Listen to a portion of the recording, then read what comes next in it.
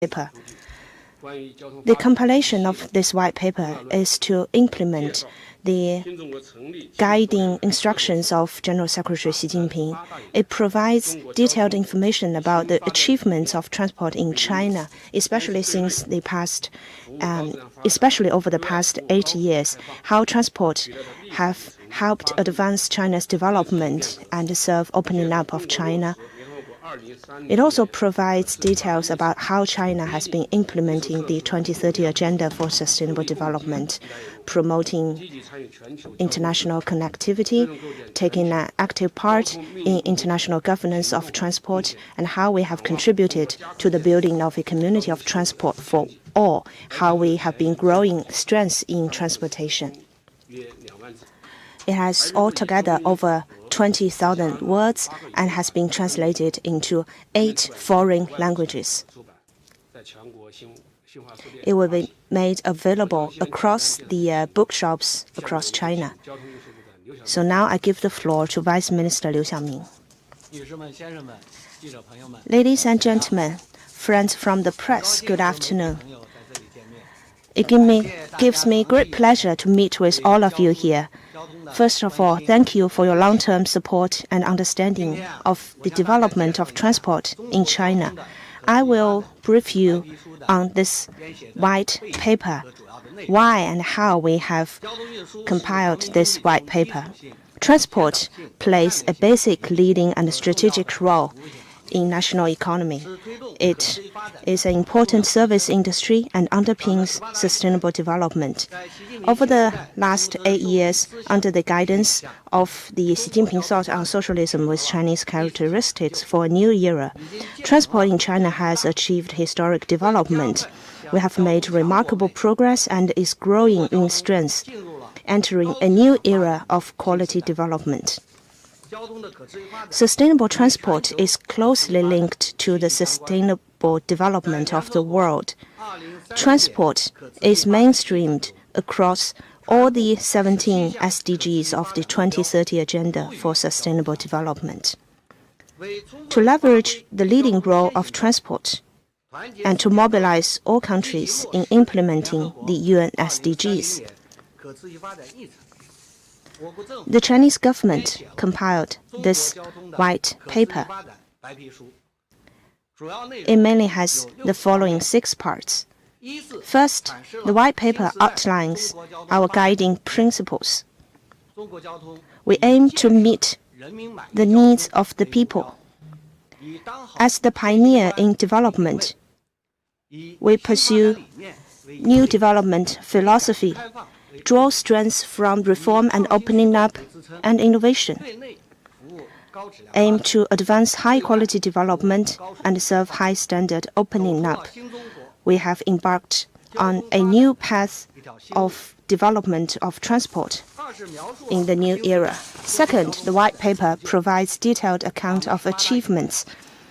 Over the last 8 years, we have intensified supply-side structural reform and entered a new era of quality development. In terms of infrastructure, we have enjoyed the rapid development of size and quality of transport networks that have enabled fast and sound economic and social development. Here are some statistics. As of the end of last year, railway in China stretches 139,000 kilometers, including the world's largest high-speed rail network of over 35,000 kilometers. There is over 5 million kilometers of highway, including the world's largest expressway network of 150,000 kilometers. 23,000 berths for production purpose, including 2,520 with a handling capacity of at least 10,000 tons. Over 127,000 kilometers of river routes, which is also world's number 1, 238 civil airports, 156,000 kilometers of oil and gas pipeline, and altogether over 40 million kilometers of postal and courier service, connecting every county and every village in China. In terms of transport service, We have enhanced cargo service, bettered urban public transport, and provided greater equity in basic transport public service. People's needs for higher quality transport are gradually satisfied, and we have encouraged new models and types of business. In terms of innovation, we have completed super projects such as the Hong Kong-Zhuhai-Macau Bridge and the Beijing-Daxing International Airport, major breakthroughs in equipment and technology such as the Fuxing high-speed rail and the Comac C919, and also new achievements in smart transport such as the fully automated terminals in Yangshan Port and the automated sorting of parcels. Third, the white paper showcases how transport has helped alleviate poverty and build a moderately prosperous society. With better planning and enhanced investment, we have stepped up our efforts to help especially the extremely poor areas. We have extended roads, passenger, and postal service to rural areas so that our 600 million rural residents have paved roads and passenger services at their doorsteps. We have helped our rural residents to gain a better life, improved the development of modernization of agriculture, helped with the poverty production work in China, and contributed to poverty alleviation around the world. Fourth, the white paper outlines the results of the improvement of government system of transport.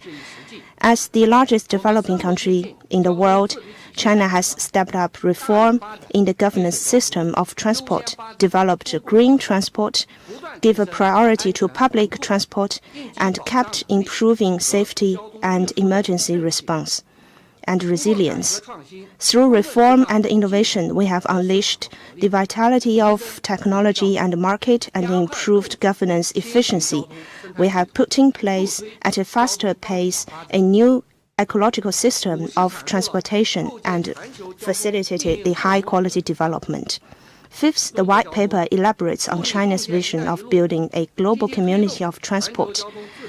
We are committed to the building of the Belt and Road Initiative, enhanced international cooperation and exchanges, enhanced international connectivity. We have earnestly fulfilled our international responsibilities and obligations, promoted win-win outcomes in an effort to build a global community of transport and a community with a shared future for mankind.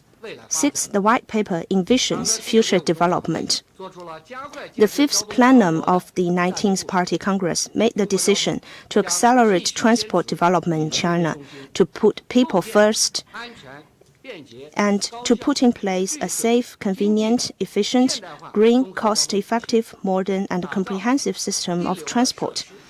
To enable, we have first-class facility, technology, management, and service to meet the needs of the people, to promote the country's development, and to ensure that we are leading the world in terms of transport. As COVID-19 continues to spread around the world, transport plays a vital role in the international response against COVID-19, recover the economy, and promote the well-being of all humanity. We will remain committed to the building of a community with a shared future for mankind, implementing the 2030 Agenda for Sustainable Development. We will work with the rest of the world to promote the connectivity among countries and among people and contribute to the building of a better and more prosperous world. Now we are ready to take your questions.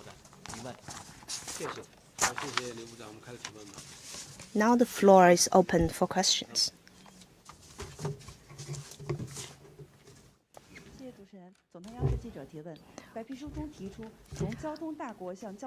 According to the white paper, we will grow in strength in terms of transport.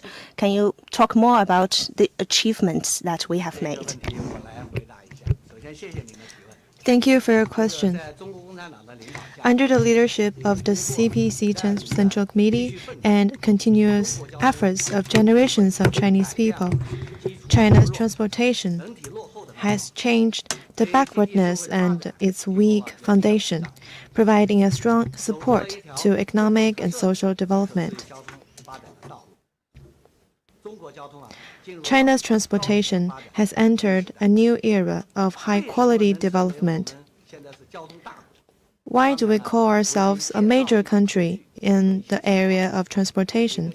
I believe the facts are already clear from the statistics and situation that I told you earlier. Now I'd like to add some more from three dimensions of infrastructure, service, and technology. First, the transport infrastructure has developed from connecting dots to creating a network. In general, the scale and quality of transportation networks have both increased with increasing coverage. To be specific, the highlight is that we have effectively formed a network. I've just made this clear with the statistics and the three world's first in my opening remarks. I'd like to add that major transportation routes are now in place, further opening up the artery of national transportation. In the meantime, the building of transportation hubs is accelerating, and the building of urban transportation infrastructure systems is making steady progress. By the end of 2019, the total mileage of urban roads reached 459,000 kilometers. We are proud to say that transportation, logistics, information, and economic and social development are deeply integrated, thus giving a strong support to optimizing the geographical layout of national economy and building a modern economic structure. Second, the service quality has been improved. China has one of the world's busiest transportation networks. In the face of increasing demand, we have tried our best to improve the quality of our service, to optimize structure of transportation, and also the efficiency of our work. We have tried to reduce cost in a bid to improve the service system. In 2019, the total volume passenger is 17.6 billion people, and that of freight is 46.2 billion tons. It means 48 million people and 127 million tons of goods are operating in our transportation network. Online car-hailing service are provided in over 4,000 cities in China. On average, over 20 million people use online car-hailing service every day. Shared bikes are used by 45 million Chinese people. Over 63.5 billion parcels are sent express in 2019.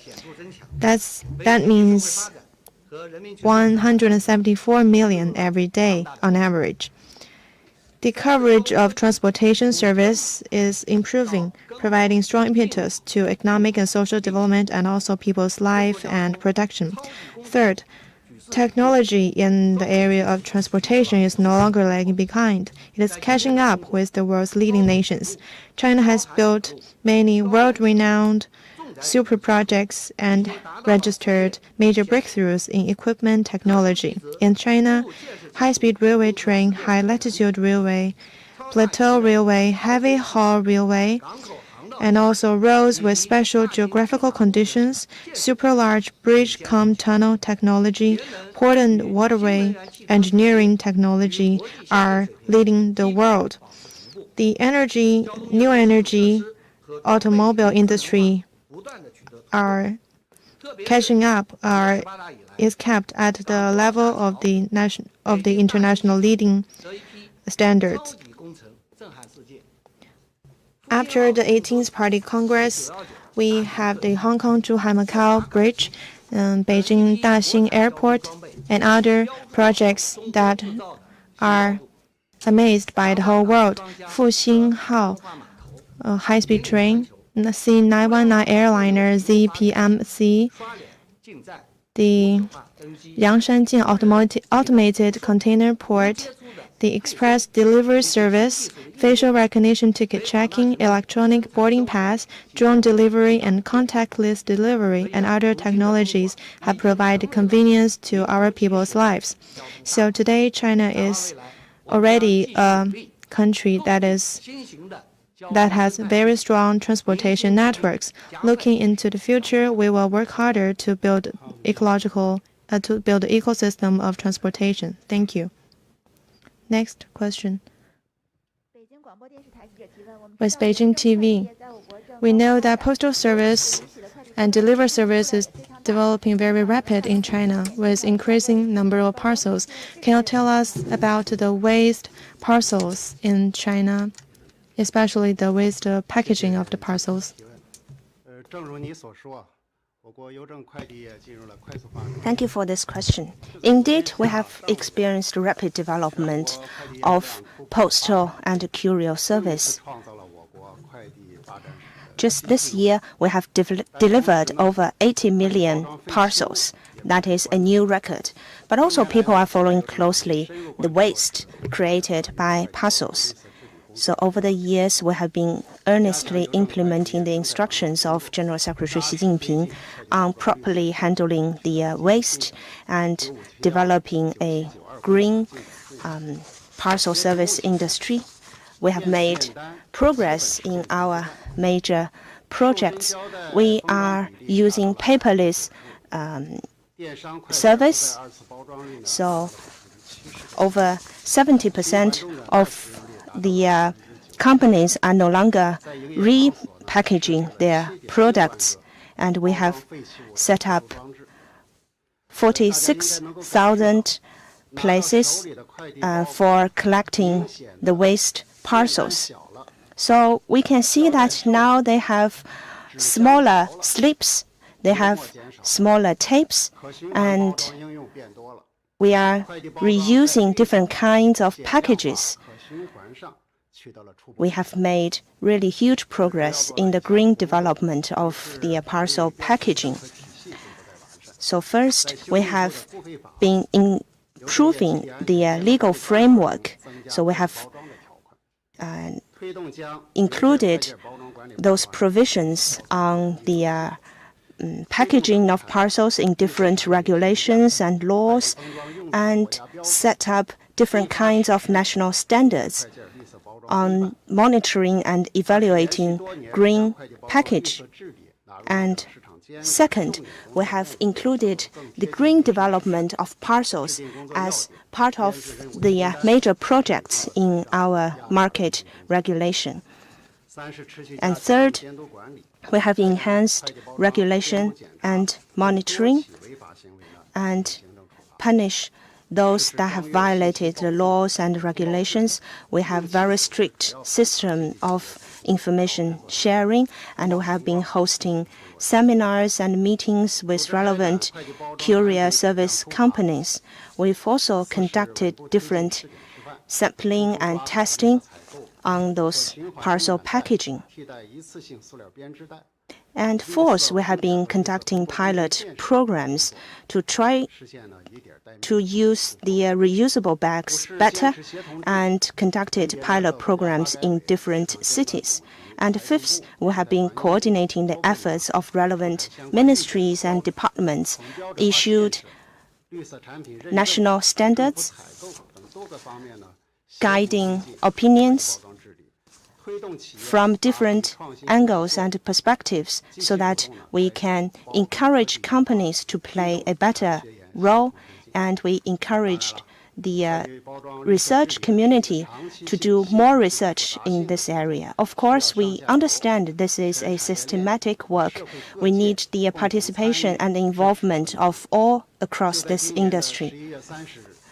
By the end of November this year, the State Council issued a new document on accelerating the green packaging of parcels.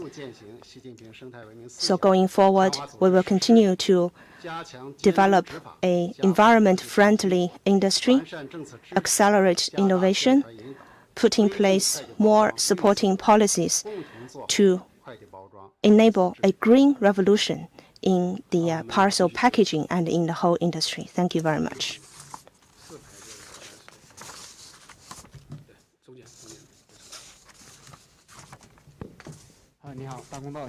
Thank you very much. People are following closely the safety of civil aviation.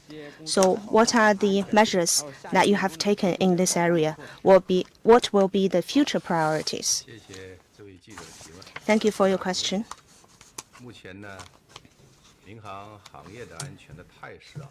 Generally speaking, we are having a very safe operation in the civil aviation industry. Especially this year, we have been paying close attention to safety at the same time while we are responding to COVID-19 and ensured the sound and stable operation of this whole industry, which marked a full completion of all the work targets for the 13th five-year plan period. Let me share with you some of the numbers or statistics as an evidence. During the last five-year plan period, while the industry enjoyed rapid development, we have also had 10 years of safe air transport. By the end of last year, the whole industry has registered 123 months of safe flight.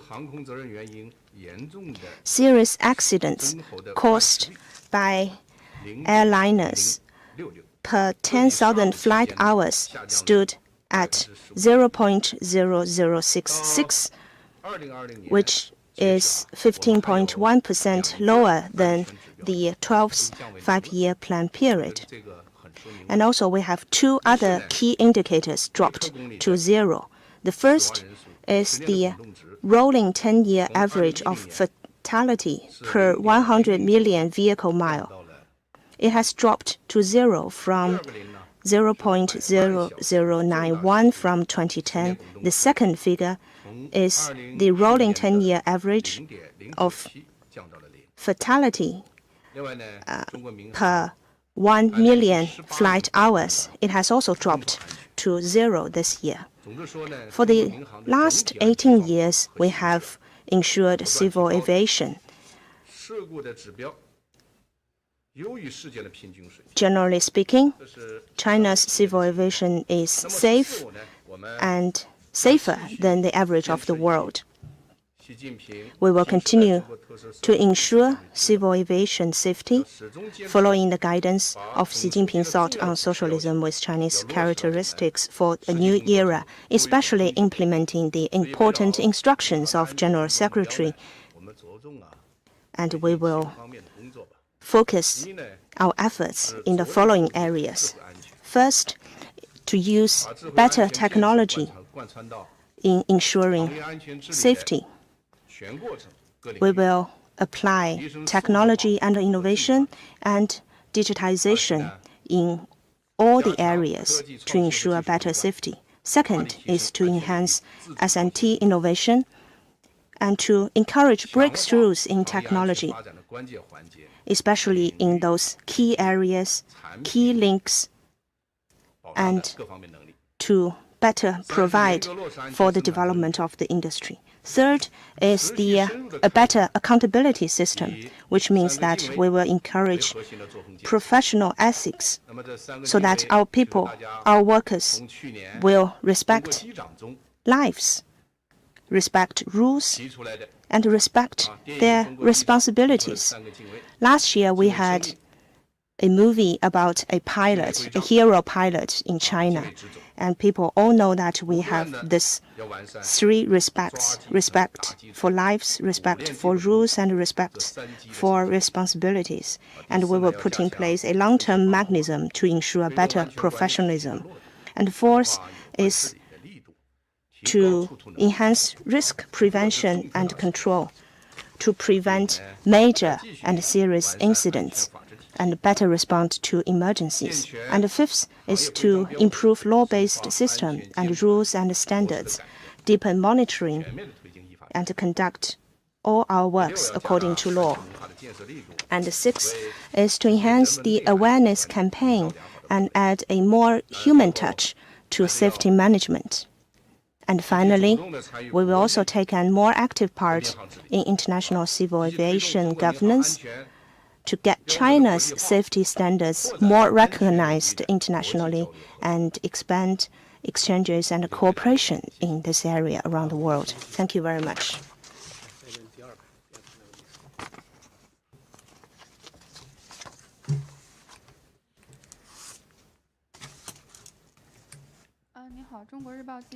China Daily.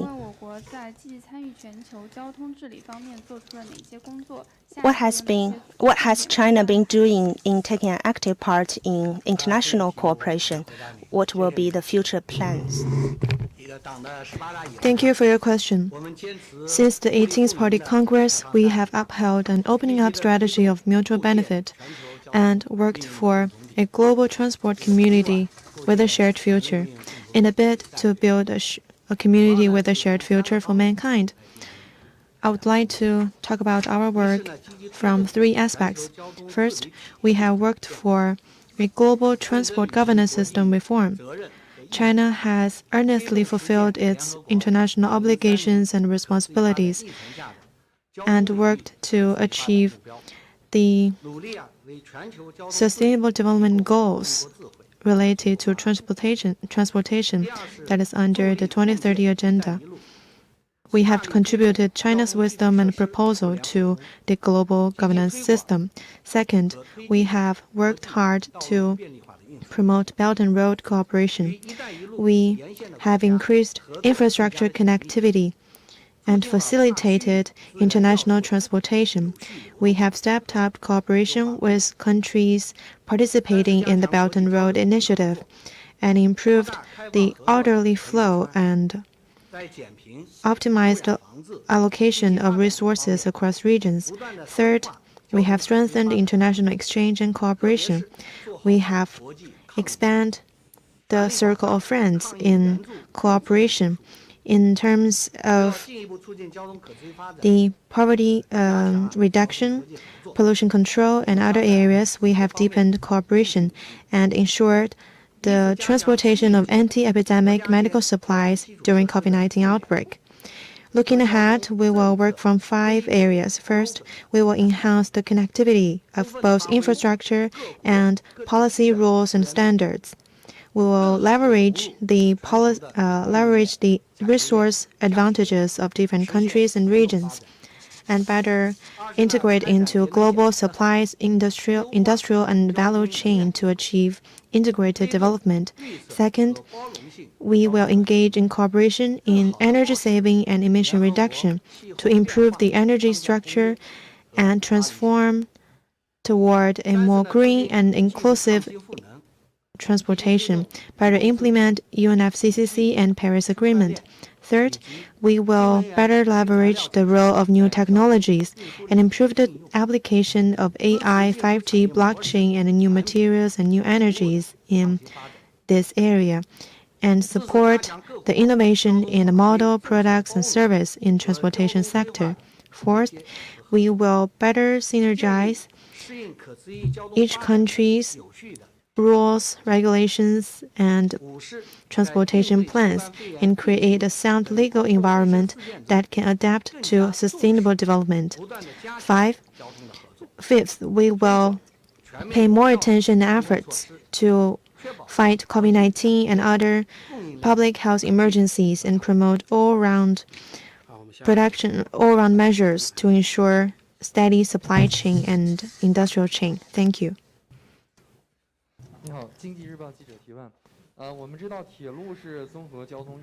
Railway is an important part of comprehensive transportation network. Can you tell us about the achievements made in the past years?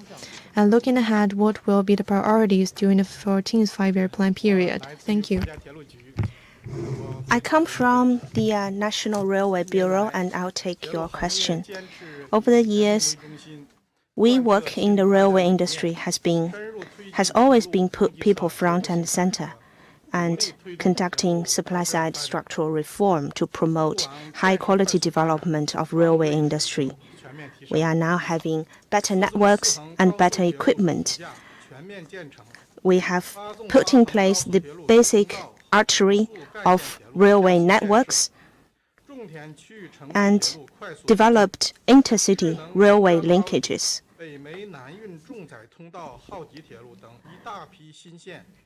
A group of major and new projects in railway have started operation. And we are having better networks and better quality of our railways. By the end of 2020, we will have 146,000 kilometers of railway, among which 38,000 kilometers will be high-speed railways. 60% of them will have double tracks, and 73%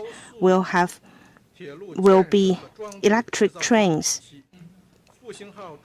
And second is the better equipment in all areas. Now the Fuxing trains can reach a speed up to 350 kilometers per hour.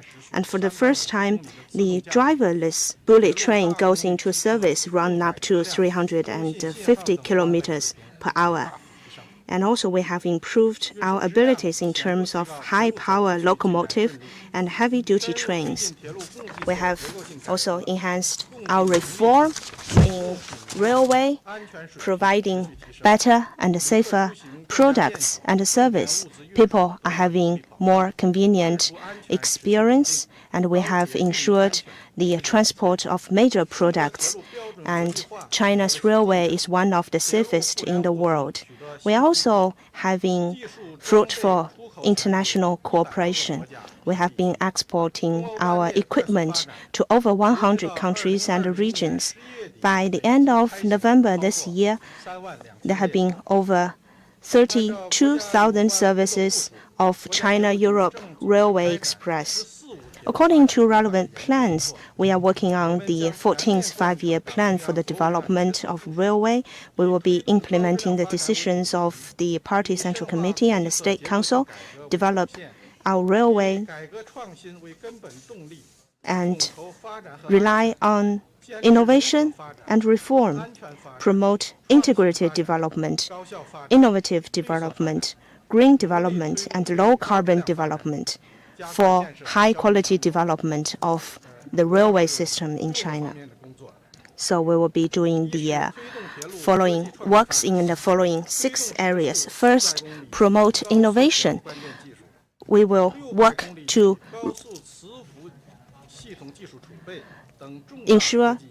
try to reach 400 kilometers per hour speed and 600 kilometers per hour speed for maglev trains. And second is to promote the integrated development of railway networks and infrastructure to improve the national artery and to develop railway links among cities, and also railway networks in the western region so that we can have a more integrated development of transport, so that we can enhance our connectivity in this area.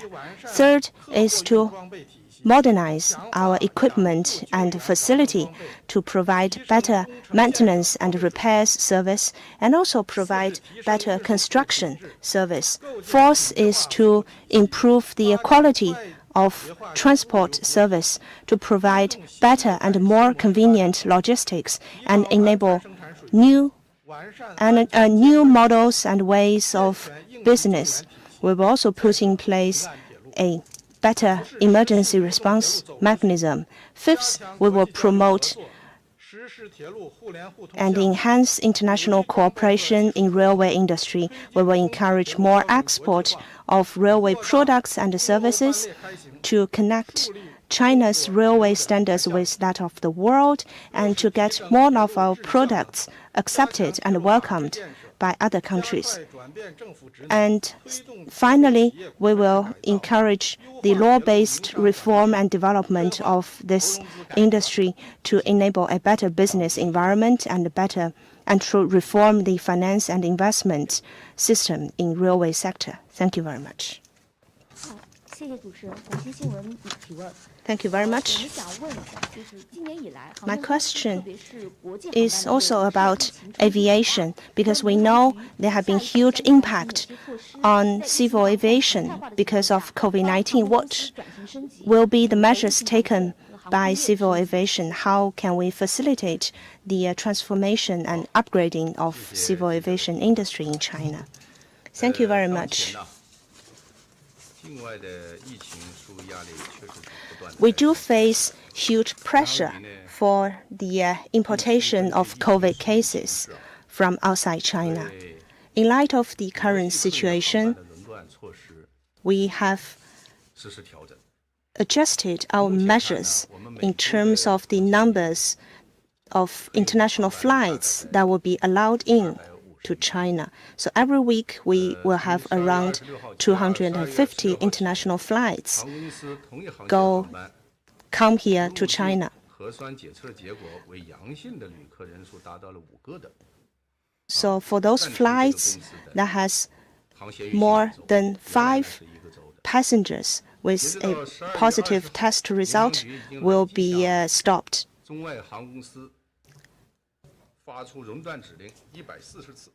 We have altogether sent out 140 bans to international flights, including 54 to domestic companies and 86 to foreign companies, and we have cancelled 272 international flights, which have altogether effectively helped with the prevention of importation.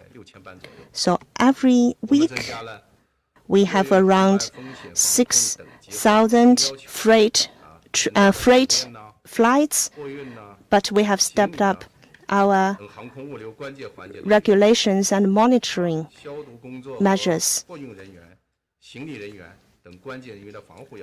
And we have more strict requirements for the disinfection and the entering of workers from those freight flights, cargo flights. So we have a whole set of measures in place.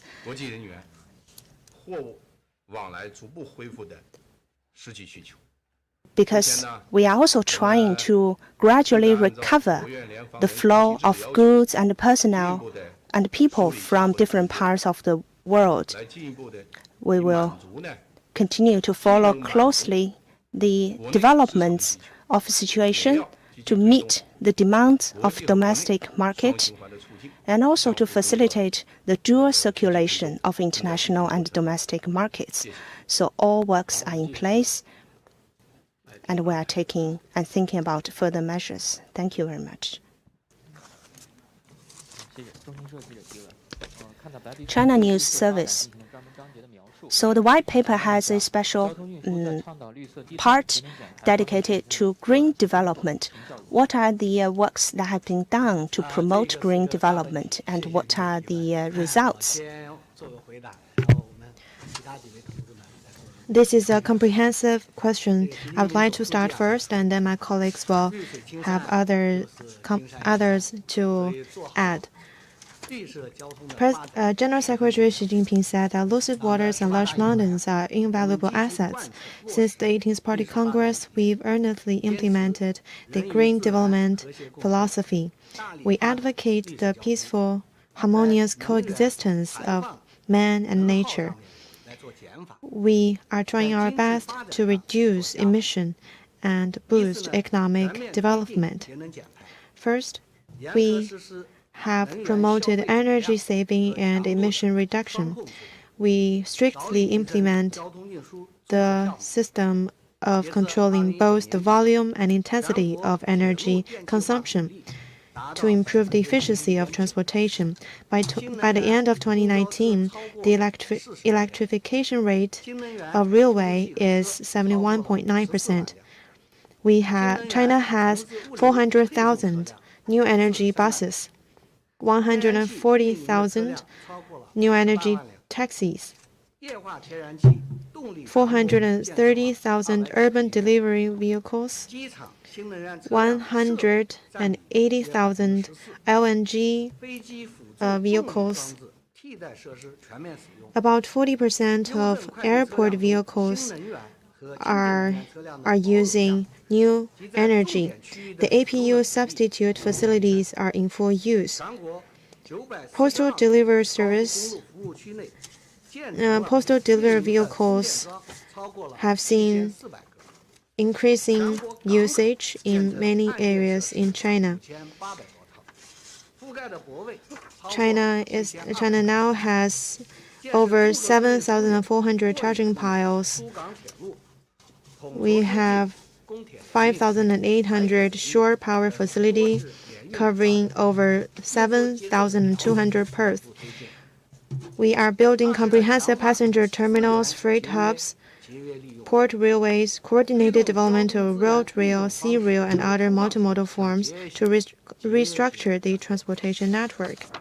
Second, we are strengthening the intensive and economic use of resources. We are transforming the extensive use of transportation resources to an approach that is intensive and economical. We are reducing the impact of the transportation routes on its neighboring environment. We have strengthened the ecological protection and green construction and maintenance of waterways, improved efficiency of port lines, and explore the systems for the paid use of port shoreline resources, and promoted the recycling of waste pavement, asphalt, used tires, construction scraps, and other materials. The electronic waybills has a usage that is over 98%. Third, we have stepped up the air and water pollution control. In water areas along the Yangtze River and the coastal areas, we have put in place DECAs for air pollution from vessels.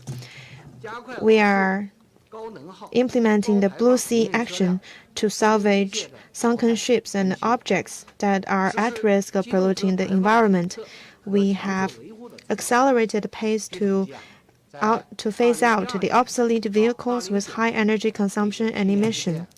Between 2012 and 2019, the vehicle emission reduced by 65.2%. Fourth, we have stepped up the efforts for ecological protection and restoration. We've taken a model of avoidance, protection, and restoration, and have taken measures for the eco-friendly route planning to avoid arable land, forest, and wetlands. Along the routes of railway, highway, and shipping routes, we've taken green operation to improve their ecological function.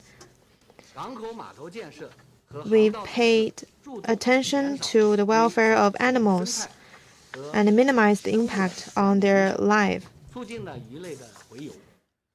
and taken measures for fishes to go through the routes unobstructedly.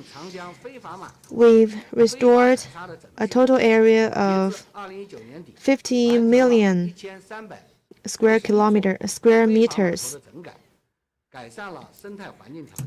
We've improved the ecological environment along the Yangtze River and make sure that Yangtze River can function smoothly in its flood prevention, water supply, and shipping functions.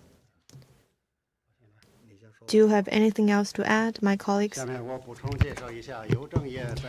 I will talk about how we promote green and low-carbon development in the postal service. Over the years, we have been working together with courier service companies to promote green development, to reduce emission, to protect the environment. So this guiding principle has been implemented in every respect and part of our industry, especially in the following areas. First, the research and development and promotion of green packaging. For 2 consecutive years, we have conducted public soliciting of green technology and green products and have already designated 54 outstanding projects. We have conducted and held an exhibition on the green and environment-friendly development of postal service. We have guided 4 major courier services on green development and guided 6 other courier service companies to use reusable bags. So over 98% of the bags are now reusable. And second, to reduce emission and energy consumption in our daily work, we have been working with Beijing and other 10 provinces and cities to set up pilot programs and to provide some guidance for companies to reduce emission in every step of their production. We help companies to set up rooftop solar PV stations. So now they are having energy from their rooftop solar power stations and have thus reduced emission. And also we have stepped up and enabled more strict environmental requirements on the conservancy of water and electricity, and to encourage them to renovate their working space. We have been encouraging smart sorting of parcels and using AI and the Beidou navigation and more drones in more companies, so that now we are encouraging different types of green officing that reduce the emission and the consumption of energy. Third is that we encourage the development of green transport. We encourage different types and new types of transport of parcels to use more flights and trains to deliver our parcels. So among which nearly 80% of the postal parcels are now delivered on main artery in China. And also we have been coordinating with the transport and public security departments to ensure the transportation of new energy vehicles. By now, we have altogether 46.9 thousand new energy vehicles used in the postal service industry. About what the civil aviation industry has been doing in promoting green development. Over the years, we have paid much attention to green development of civil aviation. We want to ensure safe civil aviation, green civil aviation, smart civil aviation, and human-centered civil aviation. We've put in place policies, enhanced investment, improved infrastructure, and encouraged the usage of new technologies. Let me share with you statistics. Last year,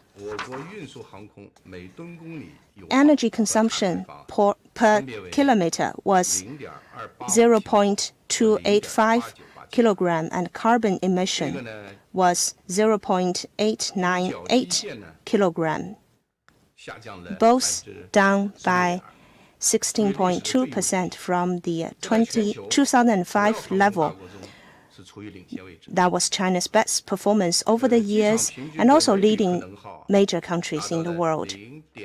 Energy consumption per visitor was 0.898 kilograms of coal, which means it's about CO2 emission per visitor was 0.553 kilogram, down by 15% and 28.81% from the baseline, respectively.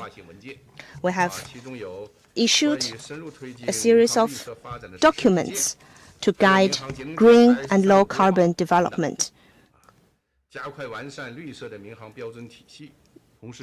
We are accelerating the development of a set of standards for green development and also a set of reporting and inspecting system.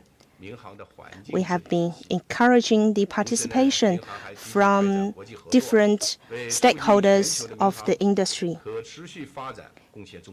wishing that we can contribute China's solutions to the sustainable development of civil aviation of the world. We are also promoting a green civil aviation development among emerging markets and developing countries, and have set up a strategic cooperation mechanism. I want to emphasize what we have been doing to protect the environment. We have identified some major airports as the focal points and stepped up the usage of new energy in those airports and introduced different encouraging and supporting policies, and we have achieved encouraging results. In terms of facilities,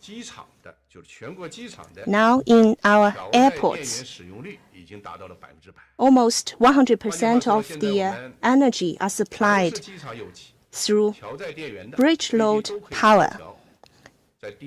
So in every airport where they have the bridge connecting the airplane with the terminal, they can use power supplied through the bridge. And nearly 14% of the vehicles used in airports are new energy airports. In Beijing Daxing International Airport, the percentage is over 77%. We have altogether saved around 400,000 tons of aviation fuel, so it's around 1.3 million tons of CO2 emission, and reduced air pollutant was about 4.8 thousand tons. Our efforts have also facilitated the development of relevant industries. Over 80% of the facilities are now made in China. Over 80% of the environment-friendly facilities are made in China. We are also exploring the utilization of new technology and new equipment, and we are making breakthroughs and innovations and creations in the development of some major technology and facilities. In terms of the railway industry, we have our strengths in developing green development, and we are well poised to develop green transport. Over the years, we have been stepping up our efforts to improve the quality, and as a result, the energy consumption per unit, as well as the energy consumption per unit of our workstations, have been lowering over the years. First, we have been improving the system for green development. Energy consumption and green development has been implemented and included in all aspects of railway development. We have a reporting system for major environmental friendly projects. We have put in place standards for the designing, environmental protection, and evaluating system of our railway facilities. And we have put in place basic principles to follow in terms of environment conservation, water conservation, and the pollution of noise and water and gas waste. Second, we have been put in place different kinds of environmental protection measures, step up our efforts in the inspection of environmental protection. And people are now having enhanced awareness for environmental protection. So, which means that our work is now based on a more popular support. And third, we have further enhanced the overall environment for green development. We have issued a guiding opinion on the protection of pollution in the railway industry. We have developed the connectivity among railway, among water transport, and among highway transport to reduce the emission of pollutants. Over the years, the pollutants created by railway has been greatly reduced, although we are having a rapid development of railway transport. Fourth, we have stepped up our monitoring and regulation on major construction projects. We are using more environment-friendly facilities and equipments in our railway projects. For example, the use of air heating pumps and solar powers to replace the use of the old types of fossil fuels, and this has also improved the green development of the railway industry. The last two questions.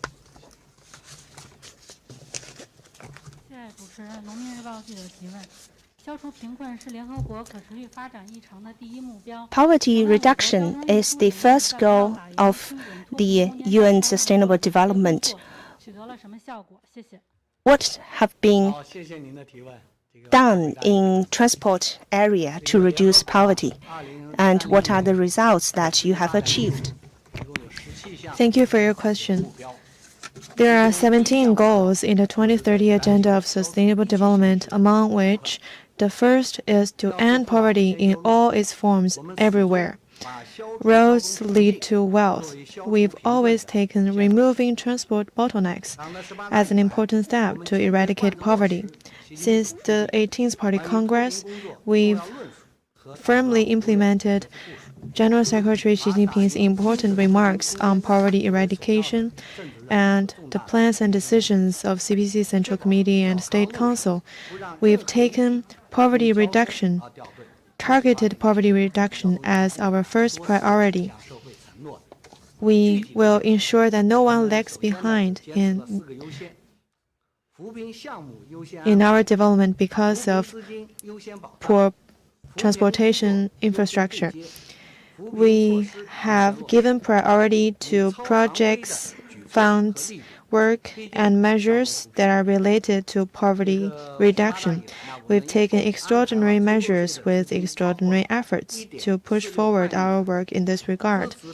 Since the 18th Party Congress, we have earmarked 1.46 trillion yuan of vehicle purchase tax to support the road construction in poor areas. This has driven the whole society to increase their input to over 5.13 trillion yuan. New funds, projects, and measures are first accommodate the needs of deeply impoverished areas. With concerted efforts, we have built a transportation network that features better connectivity, more roads, coaches to villages, and safety and convenience. First, we have built roads in villages. Since the 18th Party Congress, we have newly built over 2 billion kilometers of roads. Where conditions permit, The counties and villages all have tarmac or cement roads. Second, we have improved connectivity. Almost all counties in poor areas now have grade 2 or better roads. Many poor counties have high-speed roads, and many areas have access to train or airplane services. Third, we have provided more services in villages and counties. We have ensured services including coaches and postal services to counties and villages where conditions are ready. Fourth, we have boosted local industries. Transportation has helped boost local industries and formed new models where transportation enables the development of agriculture, e-commerce, tourism, and employment, so that poor areas can better create wealth themselves. At the December 3rd meeting, General Secretary Xi Jinping stressed that we will firmly implement the fifth plenum of the 19th CPC Central Committee to cement the outcomes of poverty reduction work. Looking ahead, we will follow the instructions of the CPC Central Committee to step up our work in this regard, so as to provide better guarantee for the modernization of the agricultural development. Thank you. Against the backdrop of COVID-19, the development of cruise liners have been affected. How can we ensure the better development in the future?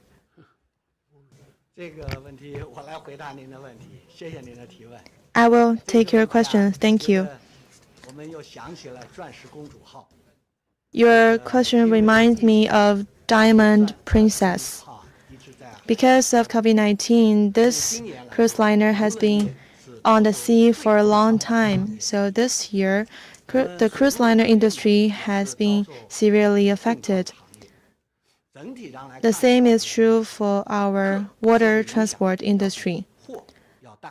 In general, the impact for passengers is greater than that for cargo. In coastal areas and inner river areas, when the situation improves, we will consider the gradual returning to normal. Along the Yangtze River, relevant work has been resuming. In Sanya, the cruise liner, I don't know if you have noticed, for the cruise liner that are operating within China, within our boundary, we have resumed its operation. We will take phased steps to push forward our work in regard to epidemic prevention and control. Looking ahead, we will follow through relevant guidelines and requirements to push forward a healthy and sound development of water transportation. But a prerequisite is that we ensure the safety of the operation. Just now, a journalist asked about the development of the aviation industry. I'd like to add something else. Given the impact of COVID-19, we in the civil aviation industry has been following the instruction of President and General Secretary Xi Jinping to ensure safety and stability in all relevant areas, ensure stable economic performance and the well-being of the people, while keeping up with prevention and control of COVID-19. We will spare no efforts in preventing case importation. At the same time, we will have more targeted measures to promote the development of the industry. We have been working with the financial industries to provide more preferential policies. We call it the 16+8 preferential policies. It will save over 10 billion yuan for those in this industry. We have also set up green lanes for logistics and streamlined the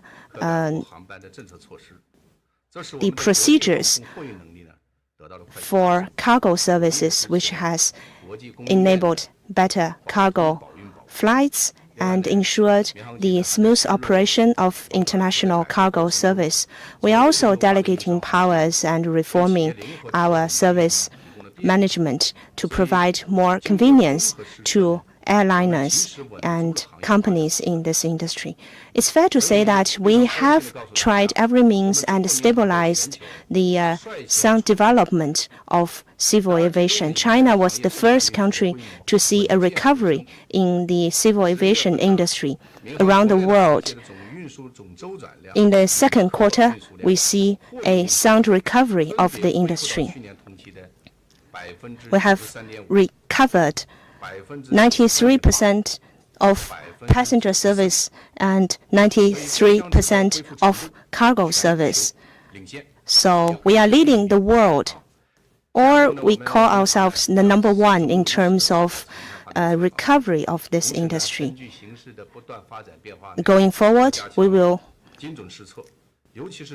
have in place all the measures needed to prevent case importation and follow closely the developments of the COVID-19 situation, while at the same time energize the market, unleash the potentials to ensure high-quality development of the civil aviation industry.